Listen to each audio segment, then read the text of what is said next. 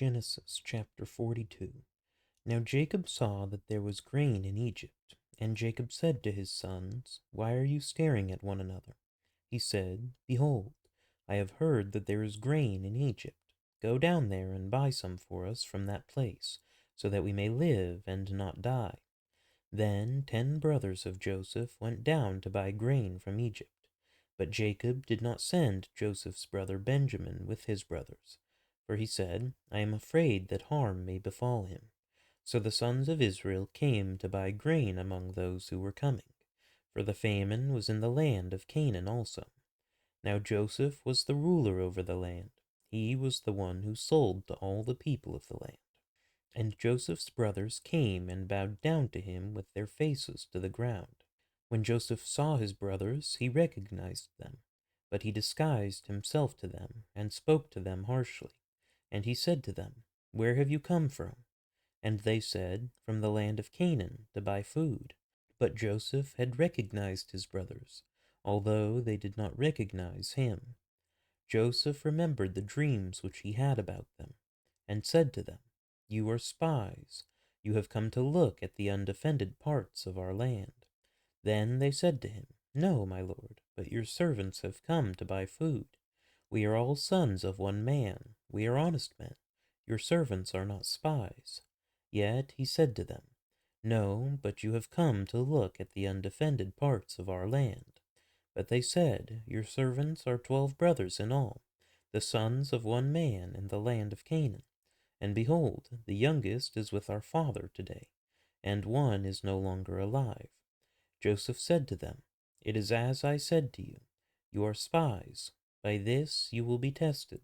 By the life of Pharaoh you shall not go from this place unless your youngest brother comes here. Send one of you that he may get your brother, while you remain confined, that your words may be tested, whether there is truth in you. But if not, by the life of Pharaoh, surely you are spies. So he put them all together in prison for 3 days. Now Joseph said to them on the 3rd day, Do this and live, for I fear God. If you are honest men, let one of your brothers be confined in your prison. But as for the rest of you, go, carry grain for the famine of your households, and bring your youngest brother to me, so your words may be verified, and you will not die. And they did so. Then they said to one another, Truly we are guilty concerning our brother, because we saw the distress of his soul when he pleaded with us. Yet we would not listen. Therefore this distress has come upon us. Reuben answered them, saying, Did I not tell you, do not sin against the boy? And you would not listen. Now comes the reckoning for his blood. They did not know, however, that Joseph understood, for there was an interpreter between them. He turned away from them and wept. But when he returned to them and spoke to them, he took Simeon from them, and bound him before their eyes. Then Joseph gave orders to fill their bags with grain, and to restore every man's money in his sack, and to give them provisions for the journey. And thus it was done for them. So they loaded their donkeys with their grain, and departed from there. As one of them opened his sack to give his donkey fodder at the lodging place, he saw his money, and behold, it was in the mouth of his sack. Then he said to his brothers, My money has been returned, and behold, it is even in my sack. And their hearts sank, and they turned trembling to one another, saying, What is this that God has done to us? When they came to their father Jacob in the land of Canaan, they told him all that had happened to them, saying, The man, the lord of the land, spoke harshly with us, and took us for spies of the country.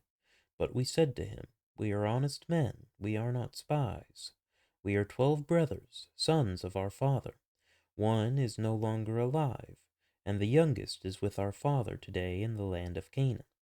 The man, the lord of the land, said to us, By this I will know that you are honest men. Leave one of your brothers with me, and take grain for the famine of your households, and go. But bring your youngest brother to me, that I may know that you are not spies, but honest men. I will give your brother to you, and you may trade in the land.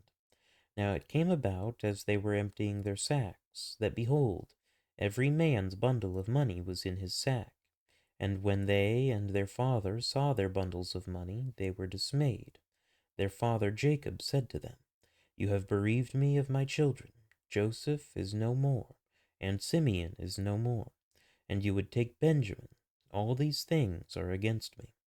Then Reuben spoke to his father, saying, You may put my 2 sons to death if I do not bring him back to you. Put him in my care, and I will return him to you. But Jacob said, My son shall not go down with you, for his brother is dead, and he alone is left. If harm should befall him on the journey you are taking, then you will bring my gray hair down to Sheol in sorrow.